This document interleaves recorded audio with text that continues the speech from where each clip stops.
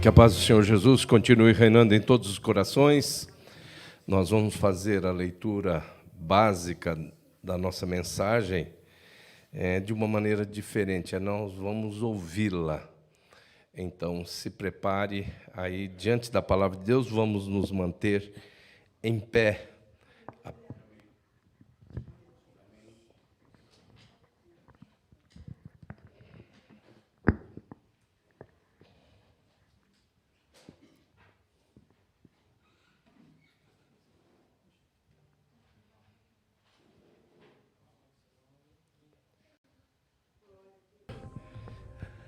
Aí está a tua palavra exposta e nós queremos crescer diante desse conteúdo. Fala com profundidade ao nosso coração.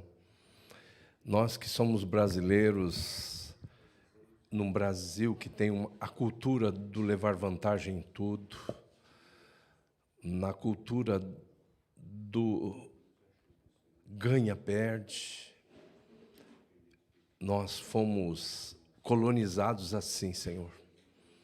E, lamentavelmente, muitos, até dos que se dizem cristãos, colocam como plano eclesiológico esse tipo de relação contigo, a relação de troca, a relação de suborno, inclusive.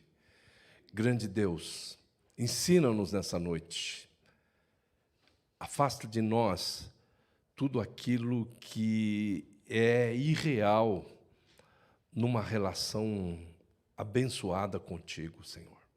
Em nome de Jesus Cristo, vai tirando todo o bloqueio mental, toda a passividade mental, toda a distração, que todos nós, nessa noite, possamos crescer na graça, mas também muito no conhecimento, em nome de Jesus Cristo. Amém. Podeis vos assentar? O nosso tema hoje é: com Deus não há relação de troca. Então, você quer estabelecer uma relação de troca com quem é o dono de tudo, com quem tem tudo, com quem não precisa de nada? O Salmo 24 começa assim: do Senhor é a terra e a sua plenitude, o mundo e aqueles que nele habitam. Então, tudo é de Deus. E até aquilo que eu julgo meu, aquilo que está documentado em cartório, registrado no registro de imóveis, os meus títulos que estão registrados em conselhos, e tudo isso é do Senhor. E aí, por que eu vou tentar estabelecer uma relação de troca com Deus? E é muito importante que hoje, principalmente, nós estamos à vontade para falar sobre isso, porque, na realidade, o legalismo é uma relação de troca com Deus.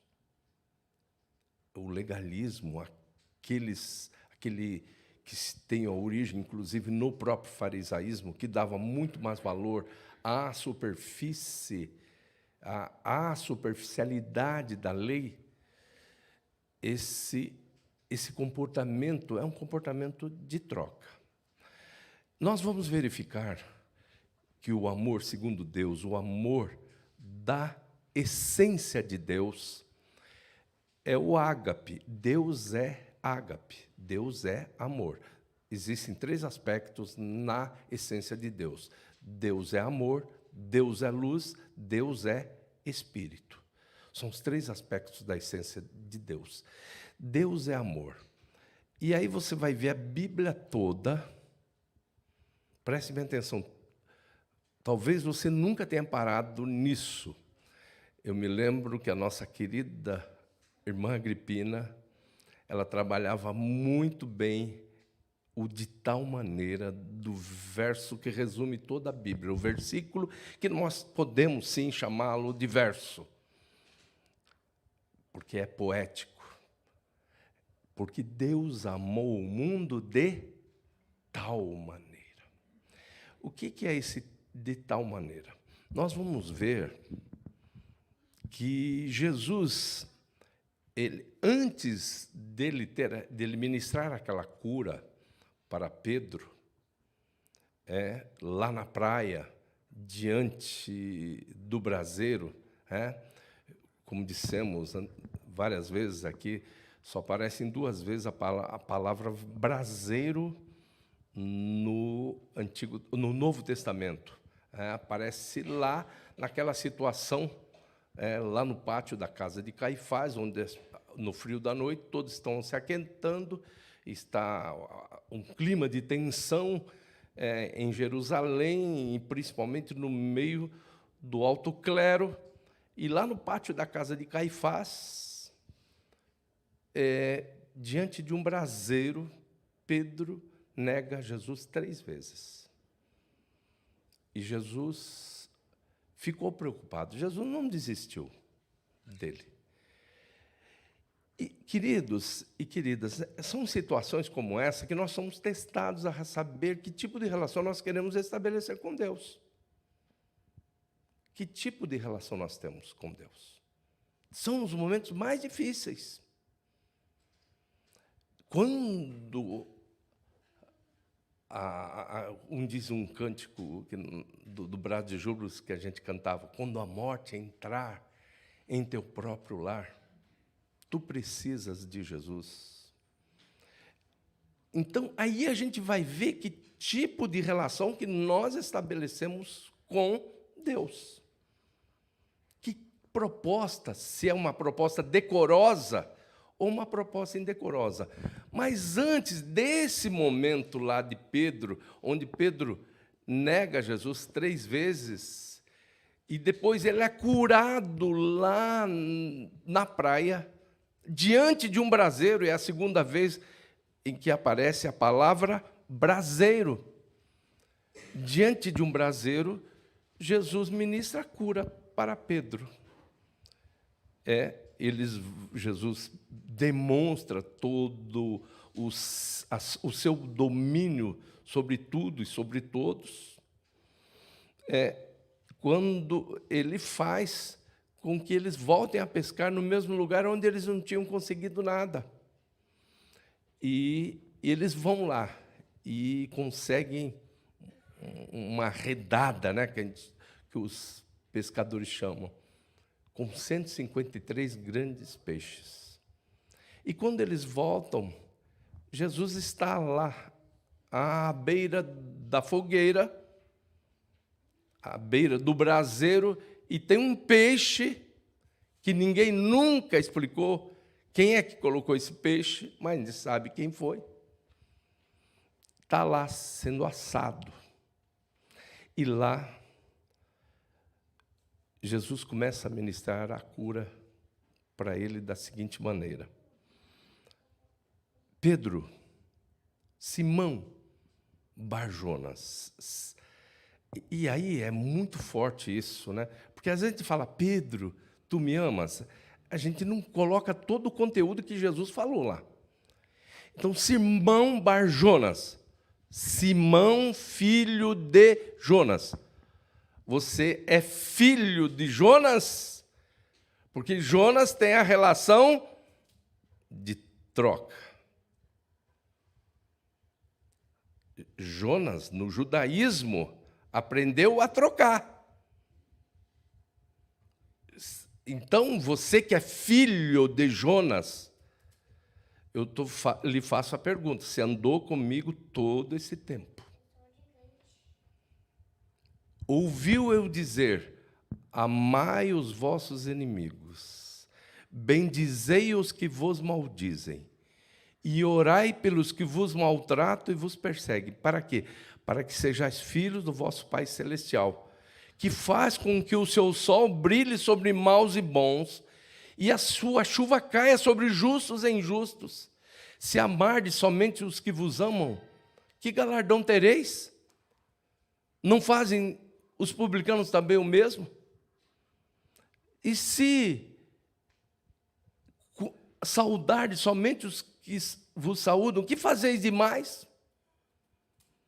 Então, Jesus mostra que o amor segundo Deus é o amor, o sentimento apesar de.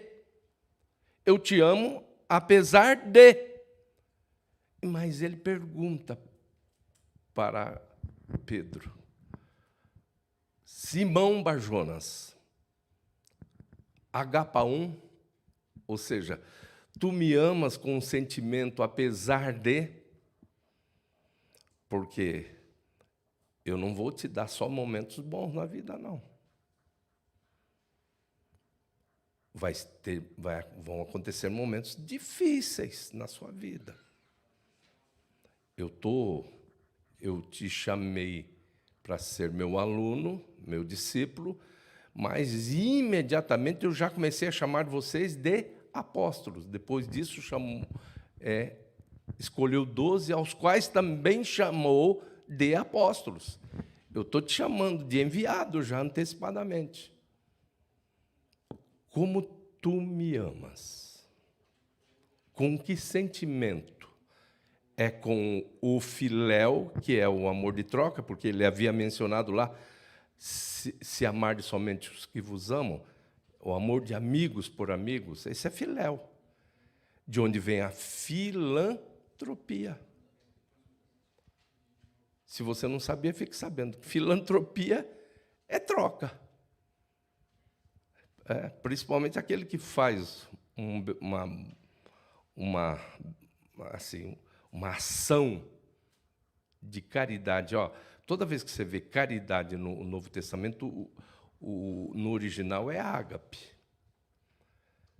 O amor fraternal, naquela escada que Pedro fala na sua epístola, que começa lá com a fé, o 7º degrau é filéu, e o 8º degrau é o ágape. E ele diz que se você alcançar esse degrau, você vai ver lá no texto, será amplamente aberta a entrada no reino dos céus, ele diz. Então ele pergunta, na primeira vez, agapaum, sabe o que Pedro responde? Fileon. Senhor, não consigo chegar lá. Fileon, eu só consigo te amar com a troca. Só amo quem me ama, não amo quem me prejudica, quem me faz mal. Eu entendi, mas eu não consigo passar por sentimento aquilo que o Senhor ensinou lá. Amai os vossos inimigos, bendizei os que vos maldizem, e orai pelos que vos maltratam e vos perseguem.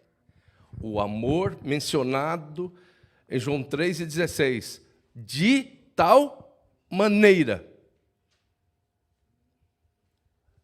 E aí, segunda vez, Jesus insiste, Pedro, agapaum. E aí, Pedro novamente diz, fileon, eu não chego lá, Senhor. Eu não consigo. Meu sentimento é sentimento de troca. Eu estou aqui, quero ser bonzinho para que o Senhor seja bonzinho comigo. Aí o Senhor Jesus diz o quê para ele? Tá bom, Pedro, você não vai chegar aonde eu estou querendo que você chegue. Então, na terceira vez, ele fala, Pedro, fileon. Aí ele fica todo feliz, sorriu até o canto da orelha e falou, fileon, Senhor, tu sabes que eu te amo. Aí ele diz assim, em cada uma, apacenta os meus cordeiros, apacenta as minhas ovelhas, apacenta o meu rebanho. Ele vai dizendo isso. Mas quando Pedro diz, por último, fileon, de maneira conclusiva, Jesus diz, verdade é, preste bem atenção, Pedro, Você não chegou agora no HPA1, mas você vai chegar. A vida vai te levar a chegar nesse ponto. Verdade é que quando eras mais moço, te vestias a ti mesmo e te cingias a ti mesmo. Mas quando fores mais velho, outro te vestirá e te levará onde tu não queres ir. Isso falou a respeito daquilo que seria a morte de Pedro.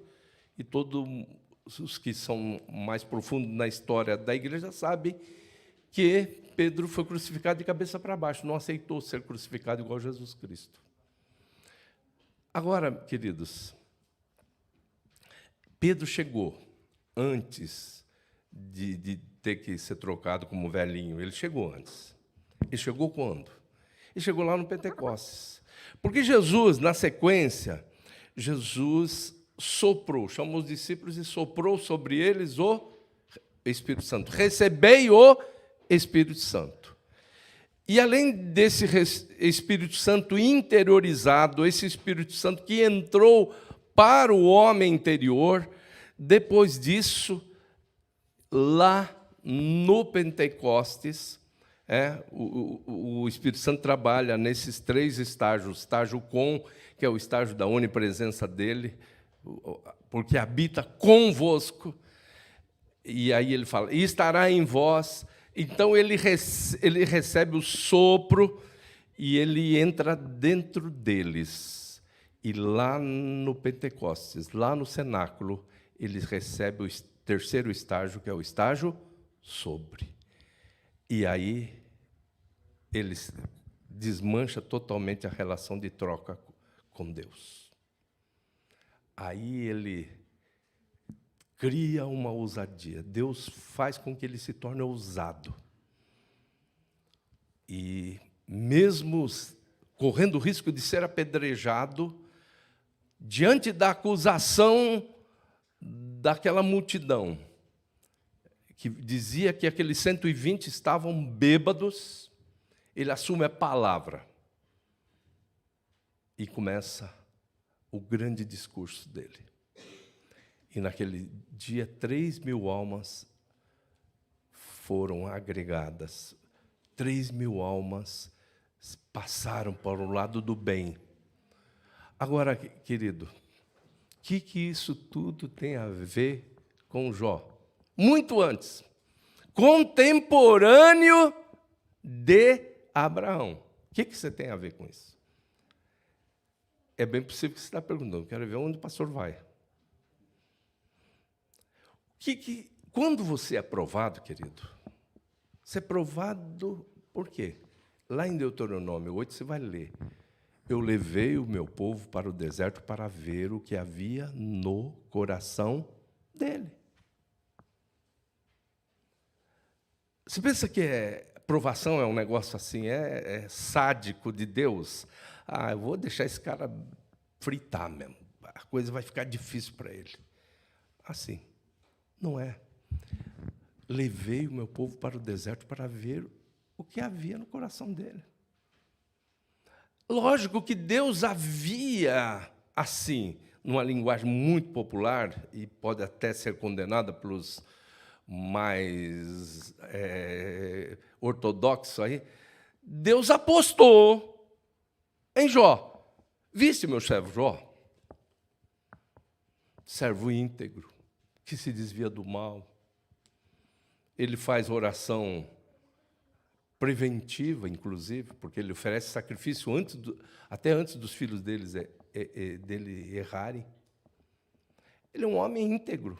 Aí começa aquilo que nós sabemos. Preste bem atenção. O inimigo de Deus e teu inimigo, ele não só trabalha com tese. Como acusador, ele não trabalha só com tese. A gente fica olhando o Ministério Público, na justiça humana atual, o que mais parece com o inimigo é o Ministério Público, que é a acusação. Lógico que o acusador caiu lá na cruz. Caiu o acusador dos nossos irmãos. Isso está em Apocalipse 12. Mas até a cruz, ele era promotor de acusação. Nesse tribunal que está instalado à nossa volta constantemente. O que está lá em Hebreus 12? Nós estamos o quê? Rodeados por uma grande nuvem de testemunhas. Tudo que você está fazendo, inclusive agora aqui, aí na sua casa, está inserido dentro de um tribunal.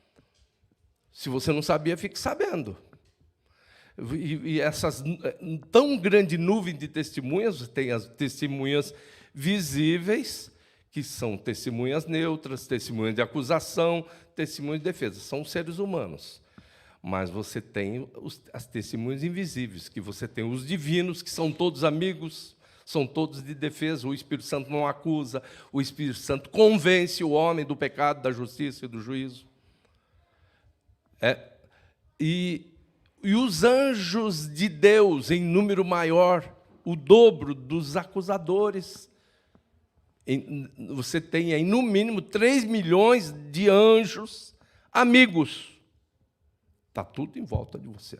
360 graus. Estamos rodeados por uma tão grande nuvem de testemunhas. E tem os miseráveis, dos que já estão condenados. Jesus disse que Satanás e seus seguidores já estão condenados. E você está aí dentro disso. Jó, ele é um espetáculo no mundo espiritual. E você também é um espetáculo no mundo espiritual. Paulo diz que nós somos espetáculo. Você que se acha tão sozinho, tão solitário, ninguém olha para mim. Para com isso. É muito olho em cima de você, é muito olho bom, mas é muito olho ruim. É você, como disse Paulo, está correndo num estádio, e os anjos de Deus torcendo, vai, vai, vai. E você, e os demônios dizendo, tomara que caia, caia, caia. É assim a vida. Não adianta fazer diferente, porque isso está aqui. Agora, onde que nós vamos chegar no 35? Como é que Jó vai ver isso? Porque Deus vai permitir. Satanás não tem uma tese contra Jó. Não tem tese. Ele tem uma hipótese. Hipo abaixo da tese. Ele não conseguiu uma tese contra Jó. Ele conseguiu uma hipótese.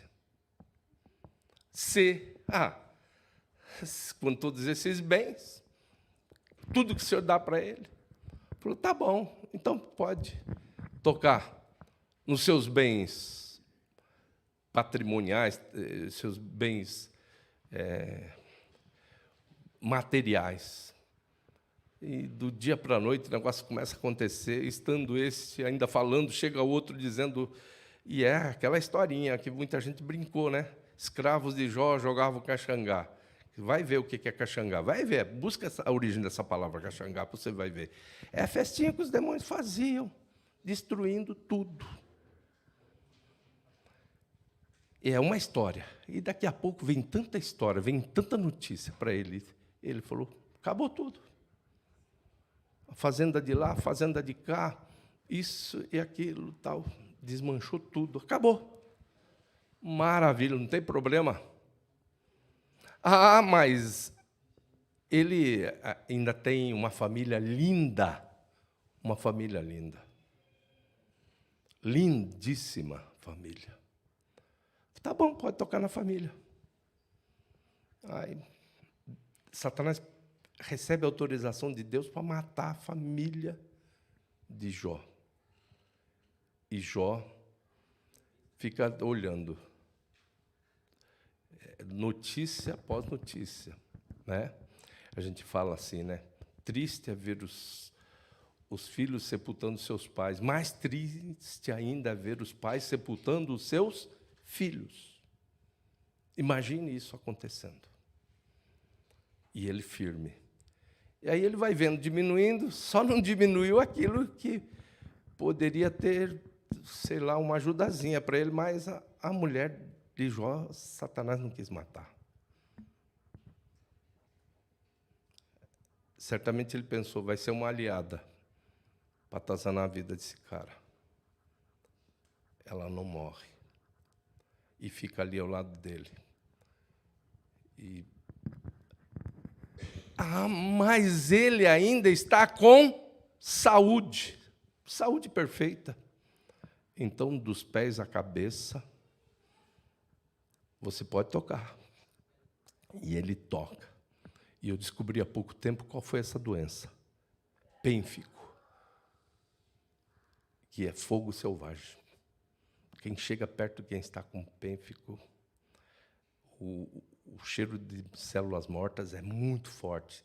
Coisa assim de 30, 40 metros, as pessoas sentem o cheiro. E ele não blasfemou. Recebeu o desafio da mulher, de uma maneira de antítese, né? Mas ela vai dizendo, continua glorificando. No hebraico está assim, não está dizendo amaldiçoa o teu Deus e morre, é só na nossa tradução. Mas no hebraico está assim, continua glorificando esse Deus, continue dizendo bem desse Deus. E aí, o que acontece? Aí vem a sequência dos acontecimentos. Ele só tem uma pessoa que não conseguia receber, porque ele não tinha como pagar, fiel ao lado dele, com aquele mau cheiro, e ele coçando todas as suas feridas com um caco de telha, e vai avançando. Aí, quem é fiel diante de Deus numa situação como essa? Que relação a pessoa tem com Deus? É lógico que Deus não levou em conta. O Salmo 32 diz, bem-aventurado o homem a quem o Senhor não imputa pecado, em cujo espírito não há dolo. Jó falou besteiras, falou umas besteirinhas mesmo. E aí depois vem para ajudar uns 3 amigos que falam muito bem, filosofam muito bem, mas com texto fora do contexto. A aplicação mal feita. E aí vem um quarto, um garoto, que diz, olha, eu esperava que vocês mais velhos trouxessem alguma sabedoria. Dizia eu, falem os anos e o tempo, mostre conhecimento. Mas o que aconteceu? Vocês só falaram besteira. Aí ele começa a falar. E dentro disso, do que Liu começa a falar, está exatamente esse capítulo 35. Aonde Eliú diz, olha, não adianta você pensa que você está mexendo com Deus, se você peca, o seu pecado não atinge. O Espírito Santo, em outras palavras, o Espírito Santo é aquela luz, para onde mirei do teu Espírito, para onde fugirei da tua face, se eu subir ao céu, tu aí estás, mas se eu fizer a minha cama no céu, lá nas profundezas da terra, até ali tua mão me guiará, tua destra me susterá. O Espírito Santo vai nesses lugares mais terríveis, mas ele não fica sujo, ele não é atingido, Deus é inatingível. E ainda tem bobo que fala assim, eu vou me vingar de Deus. Muitas vezes, na terapia, a gente tem que ajudar as pessoas a perdoar Deus. Mas, olha, quando você vê o hino da adoração, que Paulo rememora, que ele traz lá de Isaías, no final do capítulo 11 da Epístola aos Romeus, né? Porque dele, por ele e para ele são todas as coisas. Ora, por que eu vou estabelecer troca com ele? Por que na minha cabeça está, eu vou fazer isso que eu vou receber aquilo? Definitivamente é graça. Que fez de bom o ladrão da direita na cruz? Que fez? Terei misericórdia de quem eu tiver misericórdia.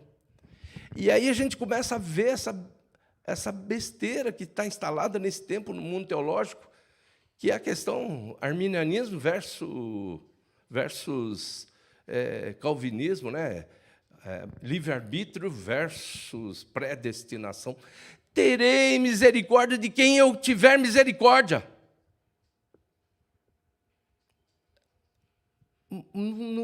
Não existe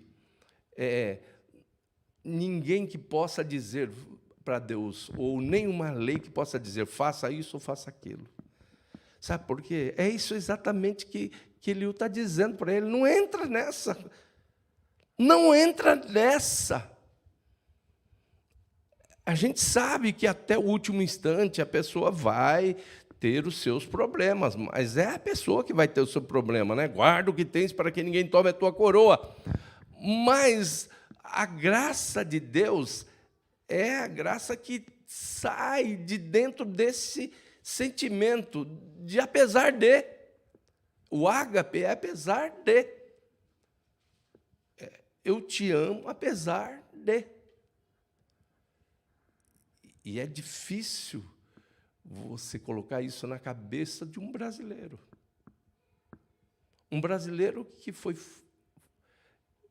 tem a sua origem, né, em termos de colonização, não de descobrimento, né, porque aqui, essa mentira que existe, que o Brasil foi descoberto no dia 22 de abril de 1500, essa é uma mentira muito grande, que tinha gente muito melhor do que aqueles portugueses mal cheirosos que vieram na primeira esquadra.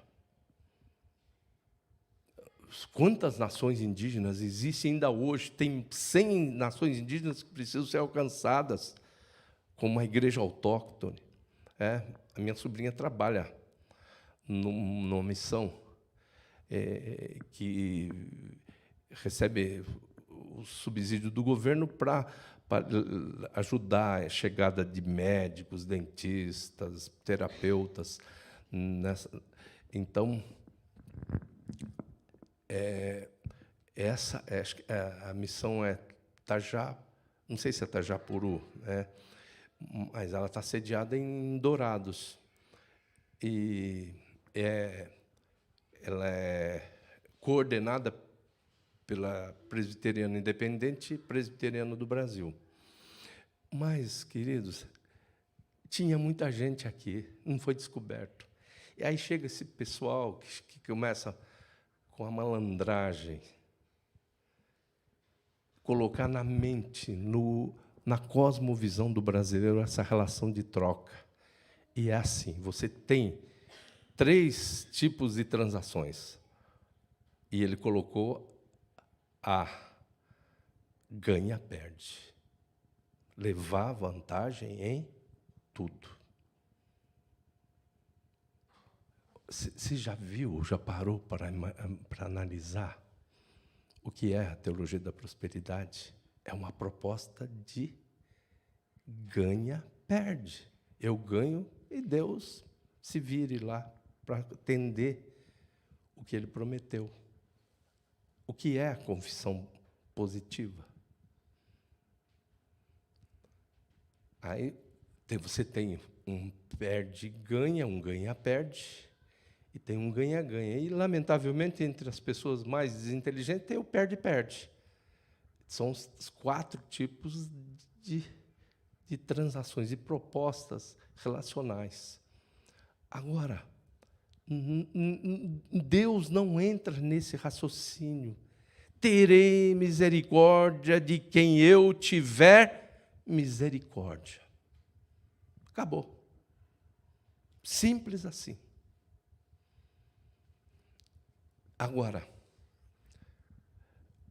Jó, ele é levado a muitas reflexões, E aí chega esse garoto, esse menino, e traz todas essas orientações. Hoje, eu sempre vi teólogos dizendo que os 3 primeiros foram 3 que trabalharam com texto fora do contexto. E aí, hoje eu comecei a ver também aqueles que acham que Eliú também errou. Então, são 4. É por isso que,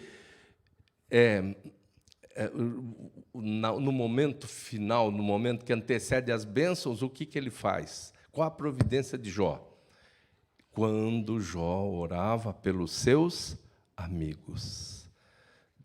Aí o Espírito Santo começou a tocar no coração de muitas pessoas, e as pessoas começaram a trazer ajuda, e mais ajuda, e mais ajuda. Então, ele devolveu em dobro. Família, bens, saúde. A ponto dele dizer: antes eu te conhecia de ouvir falar, mas agora de contigo andar. Que tipo de relação você tem com Deus? Pare e pense. Pare e pense. Não há troca com quem tem tudo. Não há o que fazer diante daquele que é assim, o dominador. Tudo que se falar a respeito dele é redundância. Ele é superlativo absoluto. Não há. Então, faça exatamente aquilo que o Espírito de Deus coloca no seu coração. Diga sempre: eis-me aqui, envia-me a mim. Amém? Vamos cantar?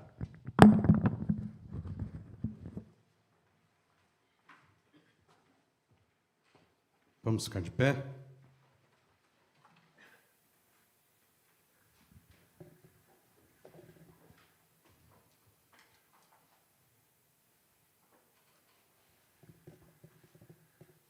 Intro, 2, 3, 4.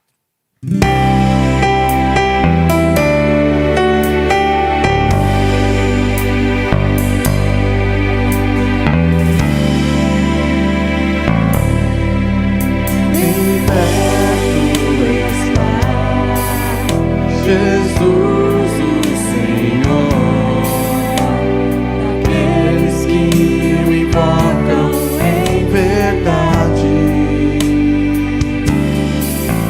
quebranta, Senhor, o meu coração, pra ministrar real adoração. Meu maior desejo, Senhor, é te conhecer, desfrutar da tua comunhão. Minha alma tem sede de Deus, dependo de ti, quebranta o meu coração. Bem perto está Jesus, o Senhor, daquele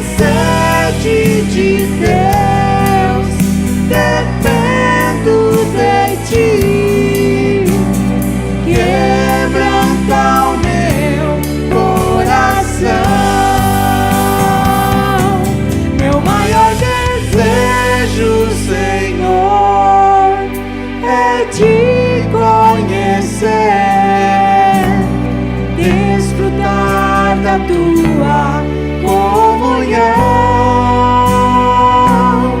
Minha alma tem sede de Deus, dependo de ti. Quebranta o meu coração.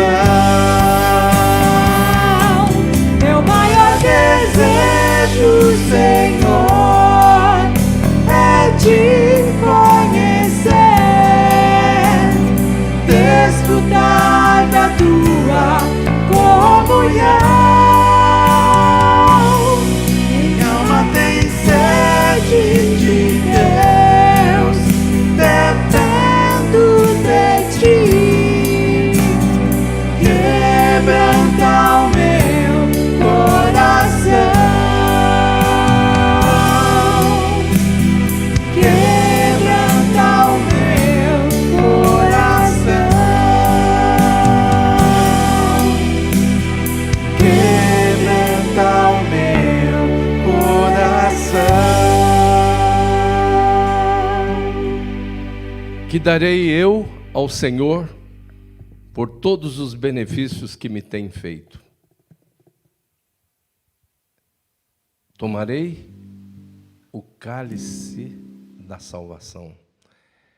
É isso que está disponível para você. Só precisa disso. Mas a todos quantos o receberam, deu-lhes o poder de serem feitos filhos de Deus, os quais não nasceram do sangue, nem da vontade da carne, nem da vontade do varão, mas de Deus. São ações que nós podemos fazer, ou podemos tomar a iniciativa de fazê-las. Mas talvez é necessário fazer uma despoluição na nossa mente mesmo. Aquilo que Paulo diz lá, que haja uma metanoia na nossa cabeça. Porque nós somos tão de troca. Às vezes, dentro da família, já viu aquela política dentro de casa, né? O pai é a primeira referência do Pai do céu. E ele trabalha só com recompensas. Você faz isso, se você tirar 10, eu te dou uma bicicleta no final do ano. Agora, você pode até fazer isso, deve fazer isso. Mas não mostrar que Deus é desse jeito. As professoras, né? Tia Marisa está aqui. Aí ela também, ela tem uma política de recompensas lá com os aluninhos dela. Mas Deus é dono de tudo. O que eu posso... Não há nada que eu possa fazer que deixe Deus me amando mais. Parece-nos que no próprio raciocínio desenvolvido por Jesus, de que existe até um amor maior para aqueles que erram, inclusive. Você vai ver Jesus se relacionando muito melhor com as pessoas mais judiadas pela sociedade. E judiar está bem certo, porque é judiado mesmo, porque é judeu mesmo, judiando mesmo. As pessoas na sociedade. Com Maria Madalena. Ele vai se envolver. E é lindo, né? O Jesus tem um amigo que não era apóstolo, não era discípulo, não era do Sinédrio, um grande amigo de Jesus, Lázaro. Você não vai ver nada relatado que... Eu sei que Marta fazia uma comidinha gostosa para Jesus, que Maria ficava aos pés dele, mas você não vai ver nada de Lázaro. É por isso que ele propõe, Pedro, qual é o sentimento que tu nutres por mim? É um sentimento, apesar dele, eu te amo apesar de.